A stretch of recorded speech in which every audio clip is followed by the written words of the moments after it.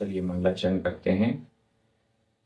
तिहुवण तिलयम देवम वंदिता तिहुवनिंद परिपूज्यम वोच्छम अणुपेहाओ भवीय जनानंद जननीयो।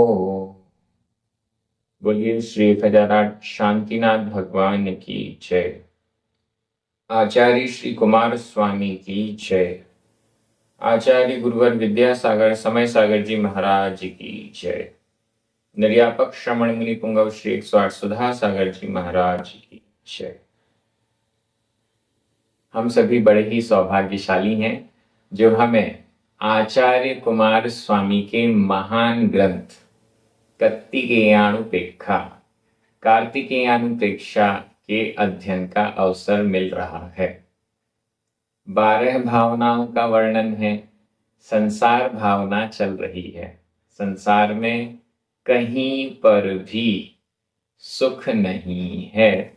यह बार बार चिंतन और मनन हम कर रहे हैं।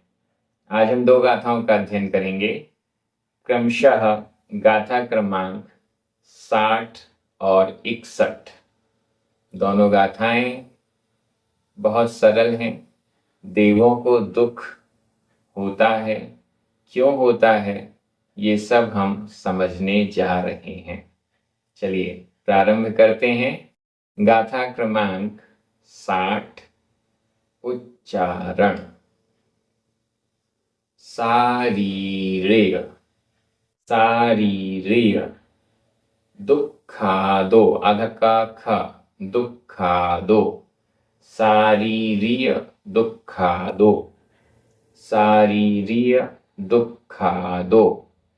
मानस दुखम आधा का ख मानस दुखम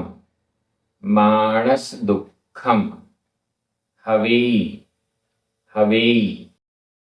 ऐपौरम मानस दुख जुदस्स आधा सा पूरा सा मानस दुख जुदस्स ही विषया वि दुहावह हुंति शारीरिक दुखादो मानस दुखम हवेई ऐपौरम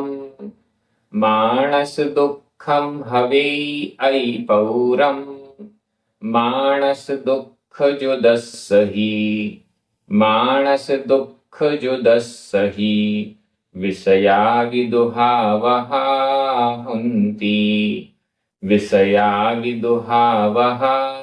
हुंति। बहुत अच्छी गाथा। देवों को मानसिक दुख होता है। शरीर में तो कोई कष्ट नहीं है। वैक्रियक शरीर है, वो भी अच्छी क्वालिटी वाला। नारकियों का भी वैक्रियक शरीर है, लेकिन वो खराब क्वालिटी वाला है। वैक्रियक शरीर है, मन मर्जी से अपनी क्षमता के अनुसार विक्रिया करते हैं।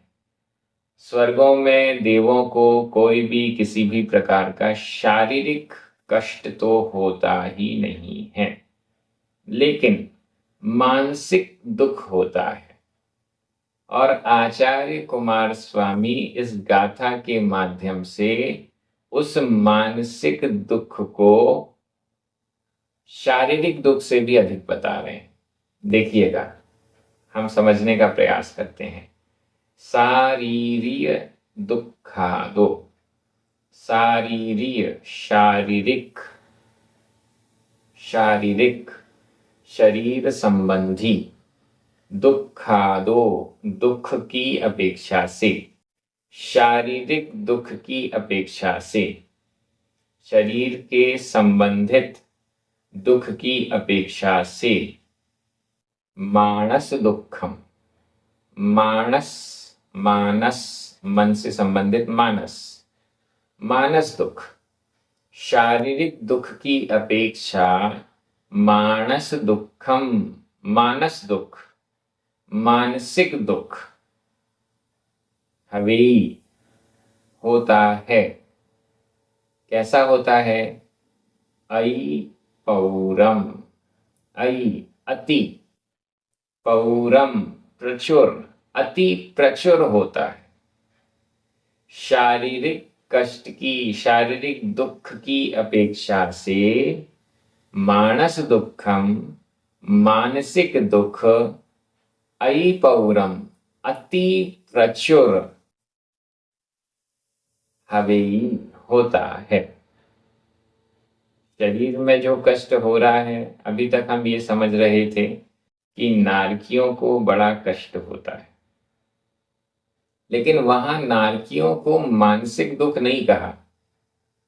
नारकियों के 5 प्रकार के दुखों में शारीरिक दुख तो है, मानसिक दुख नहीं है। मानसिक दुख नहीं है मतलब शारीरिक दुख है, शारीरिक दुख के साथ जो मन संबंधी दुख होता है वो होगा, लेकिन व्यक्ति नारकी इतना क्रोध में है कि वो दूसरे से जल नहीं पाता है, जलन नहीं होती उसे, वो क्रोध में है। क्रोध में वो कुछ सोच नहीं पाता, क्रोध में वो सिर्फ लड़ाई झगड़ा ही सोच पाता है। वो किसी से जलन नहीं करता, वो घमंड नहीं कर पाता। नॉर्मल कर रहा है वो ठीक है, लेकिन किसी से जलन हो, किसी से तुलना कर सके, किसी से कुछ वो प्रतिद्वंदिता कर सके, लड़ाई झगड़ा तो कर सकता है, शत्रुता तो कर सकता है। शत्रुता के भाव क्रोध में बहुत आते हैं, लेकिन वो घमंड नहीं कर सकता स्वयं पे।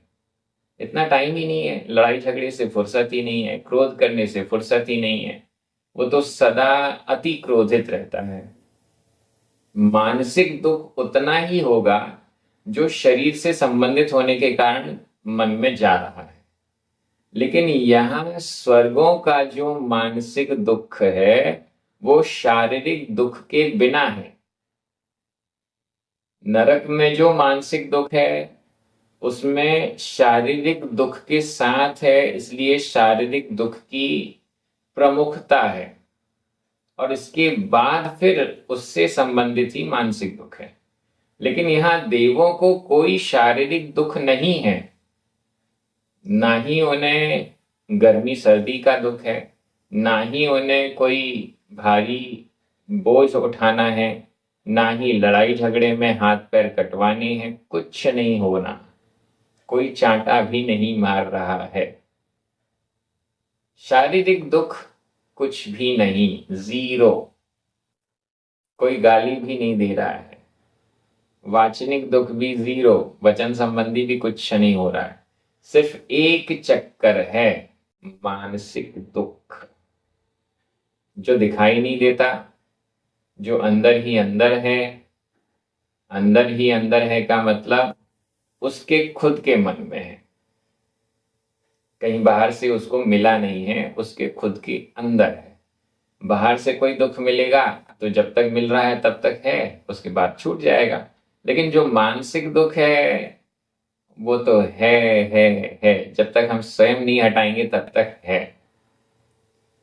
यहां कह रहे हैं कि शारीरिक दुखादो, शारीरिक दुख की अपेक्षा से मानस दुखम, मानसिक दुख अई पौरम अति प्रचुर हवेई होता है। शारीरिक दुख तो फिर भी सहन कर लिया जाता है, मानसिक दुख सहन नहीं होता।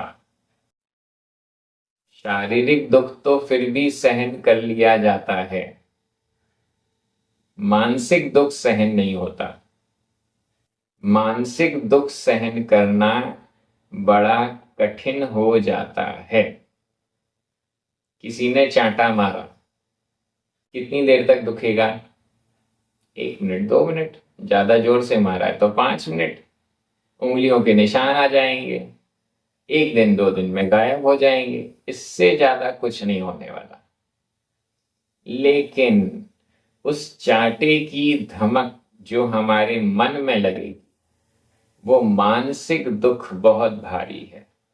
सबके सामने चांटा मारा है, सब देख रहे थे तब चांटा मारा है, सब क्या सोच रहे होंगे मेरे बारे में। मानसिक दुख लंबा चलता है। चांटे का कष्ट थोड़ा सा था, गायब हो गया, लेकिन मन का दुख बड़ा भारी भी हो जाता है।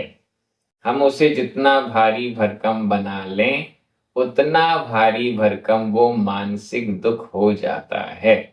हम जितना ज्यादा जलेंगे, जितना ज्यादा हम ईर्ष्या करेंगे, जितना ज्यादा हम घमंड करेंगे इत्यादि, हमारा मानसिक दुख उतना भारी हो जाएगा। इसलिए यहां पर कहा है, शारीरिक दुख की अपेक्षा से मानसिक दुख अति प्रचुर है। हम सोचते हैं कि हम स्वर्ग में देव बन जाएंगे तो हम सुखी हो जाएंगे। ये हमारी गलत फहमी है, हमारा गलत सोच विचार है। स्वर्गों में भी, देवों में भी सुख है, ये हमारा भ्रम है। वहां तो मानसिक दुख है जो कि शारीरिक दुख से भी अति प्रचुर है। ये बात हमें अपने हृदय में बैठानी पड़ेगी। शब्द बड़े सरल हैं, लेकिन उसके मायने कई बार हम भूल जाते हैं। मानसिक दुख सबसे बड़ा दुख है। आज हम मनुष्य पर्याय में हैं, हम देखते हैं हमें कोई गिर जाए, फिसल जाए, कुछ हो जाए, सब सही हो जाता है। लेकिन हमारे मन में कोई कांटा लग जाए, हमें कोई अपमानित कर दे, जीवन भर वह अपमान हमारे मन में बना रहता है और उससे हमें कष्ट होता रहता है। ये मानसिक दुख है जो कि शारीरिक दुख से ज्यादा है, अति प्रचुर है। इसका एक कारण आचार्य कुमार स्वामी स्वयं दे रहे हैं। मानस दुख जुदस्स, मानस दुख, मानसिक दुख से जुदस्स युक्त, मानसिक दुख से युक्त के लिए, मानसिक दुख वाले व्यक्ति के लिए ही निश्चित रूप से विषया, विषय, विषय, विषय, पंचेंद्रिय के विषय भी, पंचेंद्रिय के विषय भी किसके लिए? जो मन से दुखी है, मन उचटा हुआ है, किसी के विरह के कारण दुखी है, किसी अपमान के कारण दुखी है, अन्य किसी कारण से मन में दुख है, कष्ट है। ऐसी अवस्था में मन से दुखी व्यक्ति के लिए विषयादि, विषय भी, पंचेंद्रिय के विषय भोग भी दुहावह, दुहावह होते हैं, दुखदाई होते हैं, दुख देने वाले होती होते हैं, दुख देने वाले होते हैं। रसगुल्ला खा रहा है, मीठा नहीं लग रहा। क्यों मीठा नहीं लग रहा? मन खराब है। रसगुल्ला खराब नहीं है। पंचेंद्रिय के विषय तो जैसे हैं वैसे ही हैं। पंचेंद्रिय के विषय तो जैसे पहले थे वैसे ही हैं। रसगुल्ला तो उतना ही मीठा है जैसा पहले था, लेकिन मन खराब है तो अब रसगुल्ला खाने में भी आनंद नहीं आ रहा, सुख नहीं हो रहा, बल्कि वो रसगुल्ला भी कड़वा लग रहा है, दुख देने वाला लग रहा है। मानसिक दुख से त्रस्त व्यक्ति के लिए पंचेंद्रिय के विषय भोग भी दुखदाई ही लगते हैं। कोई वियोग में डूबा हुआ है, अब उस वियोग में वो कितने भी विषय भोग उसके सामने हो, उन विषय भोगों में उसकी रुचि नहीं होती, वो विषय भोग उसे सुख देने वाले नहीं होते हैं। और इन विषय भोगों की अधिकता देवों में ज्यादा है, लेकिन अगर वो मानसिक दुख से पीड़ित हैं तो जितने ज्यादा विषय भोग उतने दुखदाई उनको लगते हैं। बहुत अच्छे चिंतन की आवश्यकता है। हमारे कई भ्रम जो हम अनादिकाल से पाले बैठे हैं, वो इस ग्रंथ से, इन गाथाओं से दूर होने वाले हैं। सबसे पहला भ्रम, शारीरिक दुख को हम बड़ा मानते हैं, लेकिन शारीरिक दुख की अपेक्षा मानसिक दुख ज्यादा प्रचुर होता है, ज्यादा कष्टकारी होता है। और इसका मतलब नरकों की अपेक्षा स्वर्गों का दुख अधिक है। बहुत बड़ी बात। हालांकि जहां जो दुख मिल रहा है वो ही झेलना मुश्किल है। गलती से नरक में चले गए तो नरकों का दुख झेलना मुश्किल है। तिर्यंश बने तो तिर्यंशों में जो दुख हो रहा है वो भी कोई कम नहीं है। यहाँ मनुष्य हैं, मनुष्यों के जो दुख हैं ये कोई कम है क्या? यही नहीं झेले जाते। स्वर्ग में भले सुख सुविधा है, भोग है, विषय भोग है, सब कुछ है, लेकिन अगर मानसिक दुख है तो ये विषय भोग भी दुखदाई ही होते हैं। ऐसा आचार्य कुमार स्वामी स्पष्ट कर रहे हैं। क्या कहना चाहते हैं? यही तो कहना चाहते हैं कि कहीं पर भी सुख नहीं है। हम सुख के लिए यहां वहां भटक रहे हैं, चलो स्वर्ग चलते हैं वहां मिलेगा। नहीं, वहां भी नहीं मिलेगा। यही तो बताया जा रहा है। न नरकों में मिलेगा, न तिर्यंशों में मिलेगा, न मनुष्यों में मिलेगा, न देवों में मिलेगा। स्वर्ग में भी सुख नहीं है, पूरे संसार में सुख नहीं है। तो फिर सुख कहाँ है? मोक्ष में है, संसार से छूटने में सुख है। यही तो बताना चाहते हैं। बहुत अच्छी गाथा। व्याकरण की दृष्टि से देख लीजिए। शारीरिक दुखादो पंचमी विभक्ति का एक वचन है। मानस दुखम, ऐपौरम प्रथमा विभक्ति का एक वचन है। दोनों हवि वर्तमान काल अन्य पुरुष एक वचन का क्रिया रूप है। मानस दुख जुदस्स चतुर्थी विभक्ति का एक वचन है। ही, वी, ये दोनों ही अव्यय हैं।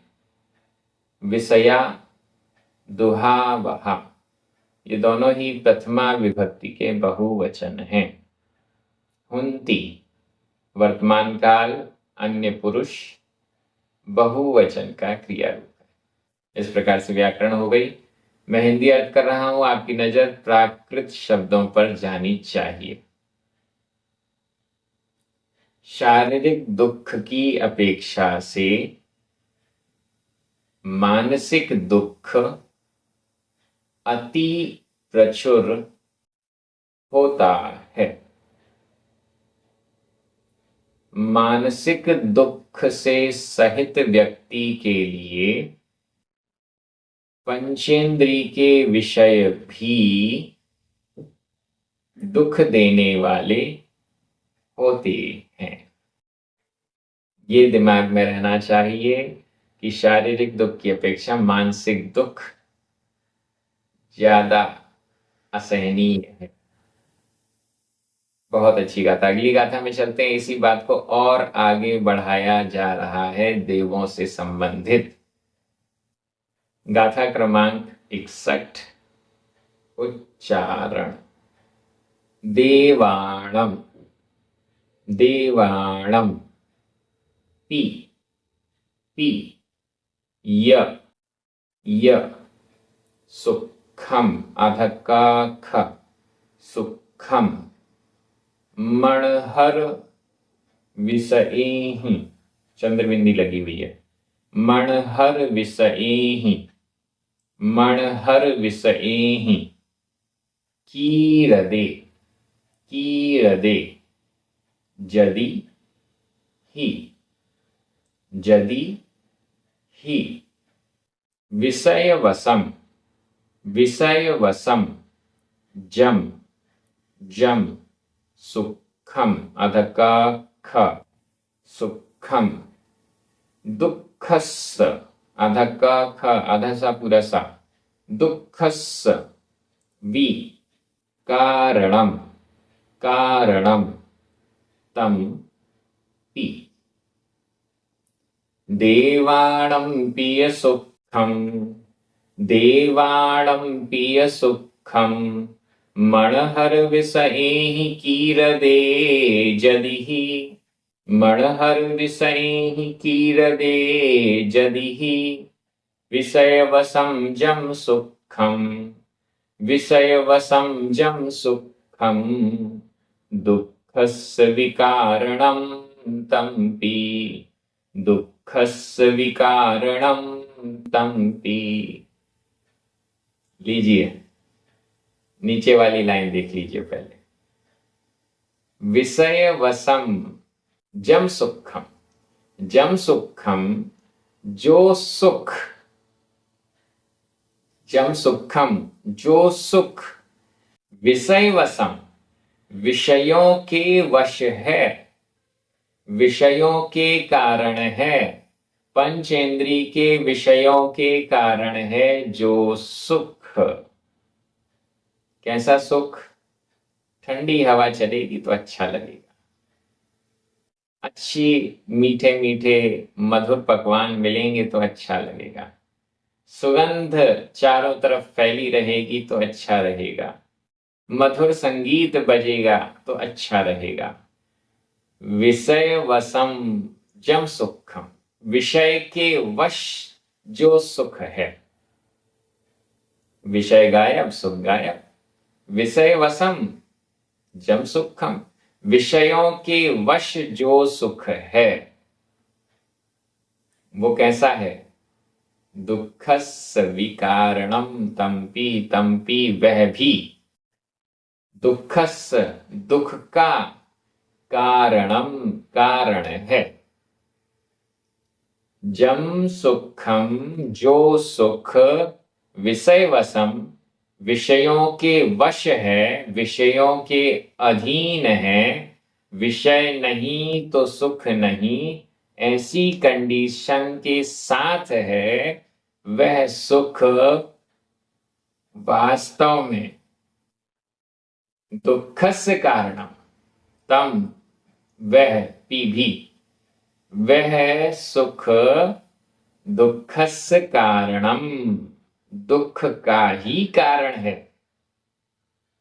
वो सुख प्रदान नहीं कर रहा है, वह थोड़ी देर सुख देगा और फिर ज्यादा ज्यादा दुख देगा। क्यों? क्योंकि वो विषय के अधीन है। कोई भी विषय परमानेंट हमारे पास नहीं रह सकता, कोई भी पंचेंद्री का विषय परमानेंट हमेशा के लिए हमारे पास नहीं रह सकता। थोड़ी देर रहेगा फिर गायब हो जाएगा और हमें दुख देगा, दुख का कारण बनेगा। इसलिए यहां पर स्पष्ट कहा गया, जो सुख विषय के अधीन है, विषय के वश में है, तम वह दुःखस्य कारणम, दुख का ही कारण है। वो सुख प्रदान नहीं कर रहा, वो तो दुख का ही कारण है, आगे चल के दुख देने वाला है। बहुत बड़ी बात सभी के लिए। हम सोचते हैं पंचेंद्री के विषय में सुखी कर देंगे, लेकिन एक्चुअली जो पंचेंद्री के सुख हैं वो दुख के ही कारण हैं। ऊपर वाली लाइन, देवाणम पिय सुखम, ये पी, देवाणम पी, देवों के भी, देवों के भी, यह और देवाणम पी, देवों के भी, सुखम सुख, देवों के भी सुख, जिसे हम सुख कह रहे हैं, देवों के भी सुख। कैसे हैं वे सुख? मनहर विषयी, मनहर मनोहर विषयी, विषयों के द्वारा, मनोहर विषयों के द्वारा, मन को पसंद आने वाले पंचेंद्रिय के विषयों के द्वारा, देवाणम पिय सुखम, देवों के भी जो सुख हैं, जो ये शब्द नीचे आ रहा है, देवाणम पि सुखम, देवों के भी सुख, कीरदे किए जाते हैं, सुखम सुख किया जाता है, मनहर विषयी, मनहर विषयों के द्वारा, देवाणमपि देवों के भी, सुखम सुख, कीरदे किया जाता है, यदि यदि, यदि को सबसे पहले लगा दीजिए, यदि देवाणमपि देवों के भी, मनहर विषयी मनोहर विषयों के द्वारा, सुखम सुख, कीरदे प्राप्त किया जाता है। देवों को किस बात का सुख? यही पंचेंद्रिय के विषय भोगों का सुख है। तो ये जो पंचेंद्रिय के विषय भोगों का सुख है, वो तो विषय वशम, विषयों के वश है, और जो विषयों के वश है वो तो दुखस्य कारणम, दुख का कारण है। देवों के मनोहर विषयों के कारण यदि सुख प्राप्त किया जाता है, तो वह सुख भी विषयों के अधीन होने से दुख का ही कारण होता है। अब कितने भी मनोहर पंचेंद्रिय के विषय भोग देव भोगता रहे, वो सुख देने वाला तो है कुछ समय के लिए, लेकिन दुख का ही कारण है। आगे चल के वो दुखदाई होने वाला है। बड़ी गंभीरता से हमें विचार करना चाहिए। हम हमारे घरों में बड़ी सुख सुविधा की चीजें भरते जाते हैं, और इसके बाद ये सुख सुविधा की चीजें ही, विषय भोग ही हमें दुखदाई होते हैं। इन सुख सुविधाओं की वस्तुओं के कारण ही हम रोगी बनते जाते हैं, और बाद में ये सब ही कष्टदायक बन जाते हैं। बहुत मनन चिंतन की आवश्यकता है। एक एक चीज, विषय भोग की वस्तु के बारे में चिंतन करें। हमने घर में ये वस्तु लाई, उसके पहले हम क्या करते थे और अब क्या करते हैं? दोनों कंडीशन में क्या डिफरेंस आया? हमारे जीवन में कष्ट बढ़े या सुविधा बढ़ी? इस पर हमें जरूर विचार करना चाहिए। बहुत अच्छी गाथा है, व्याकरण की दृष्टि से देख लेते हैं। देवाणम षष्ठी विभक्ति का बहुवचन है। पी, य, यदि, ही, वी, पी, बहुत सारे अव्यय हैं यहां पर। सुखम, और नीचे विषय वसम, फिर से सुखम, कारणम, तम, जम, ये सभी प्रथमा विभक्ति के एक वचन हैं।